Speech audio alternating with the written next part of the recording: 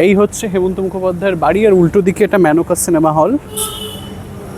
এটা Menaka cinema hall, ঠিক তার উল্টো দিকে হেমন্ত মুখোপাধ্যায়ের বাড়ি। আমি দাঁড়িয়ে রয়েছি শরৎ চ্যাটার্জি অ্যাভিনিউয়ের ঠিক উল্টো দিকে। এই যে রাস্তাটা, এটার নাম হচ্ছে SN রয় রোড, সত্যানন্দ রায় রোড। এবং এই যে বাড়িটা আপনারা দেখছেন, এটা হচ্ছে হেমন্ত মুখোপাধ্যায়ের বাড়ি।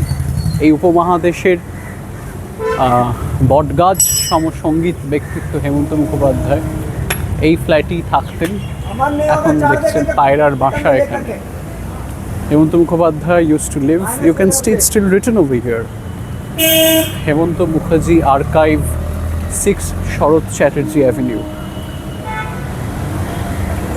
এবং হেমন্তবাবুর বাড়ির ঠিক উল্টো দিকের ওই যে সাদা বাড়িটা, that used to be the house of Debaki Basu, Debaki Kumar Basu, the famous Bengali film director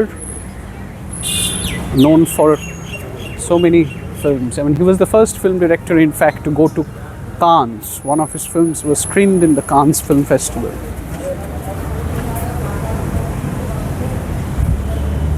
This is Sotyananda Rai Road. So this is Debaki Boshu's house, and that is Hemanta Mukhopadhyay's house.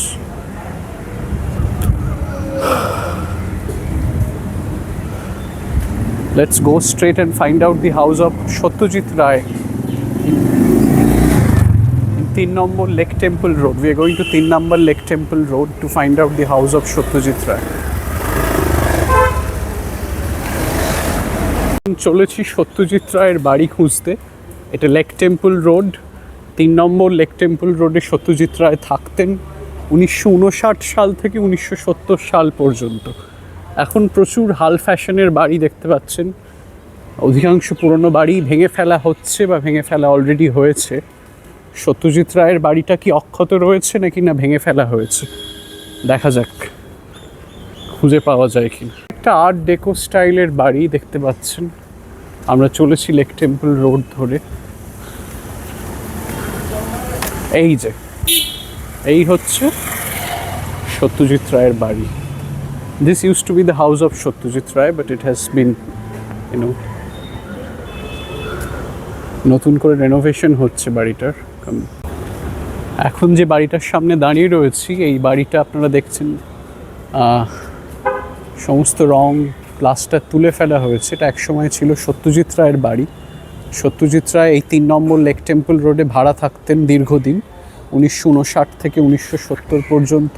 এর আগে এই পাড়াই থাকতেন লেক অ্যাভিনিউতে 31 নম্বর, সেটাও দেখাবো। বাট এটা হচ্ছে lake temple road. এই বাড়ির খুব সম্ভবত 3 তলায় থাকতেন, ভাড়া থাকতেন, 2nd ফ্লোর।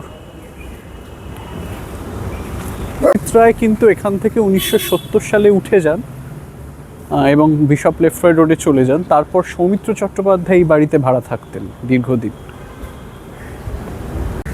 আমরা চলেছি লেক অ্যাভিনিউ রোড ধরে। লেক টেম্পল রোড দেখা হয়ে গেছে, এবার লেক অ্যাভিনিউ রোডে সত্যজিৎ রায়ের বাড়িটা খুঁজবো, যে বাড়িতে থাকার সময় উনি পথের পাঁচালী তৈরি করেছিলেন।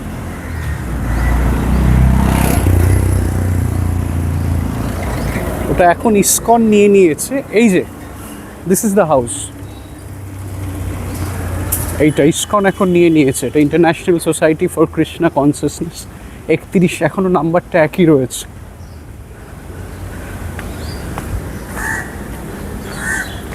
রয়েছি 31 নম্বর লেক অ্যাভিনিউ রোড।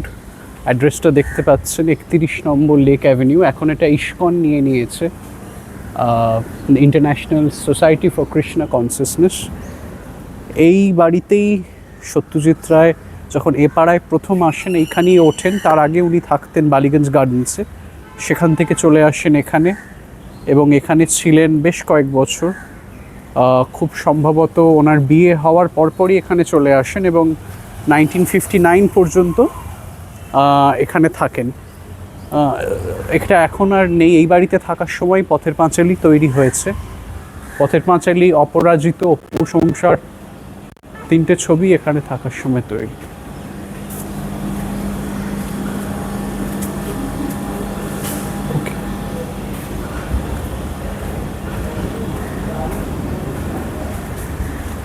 থাকতেন না সেটা বলতে তো ইসকন কি পুরোটাই নিয়ে নিয়েছে? হ্যাঁ, পুরোটাই।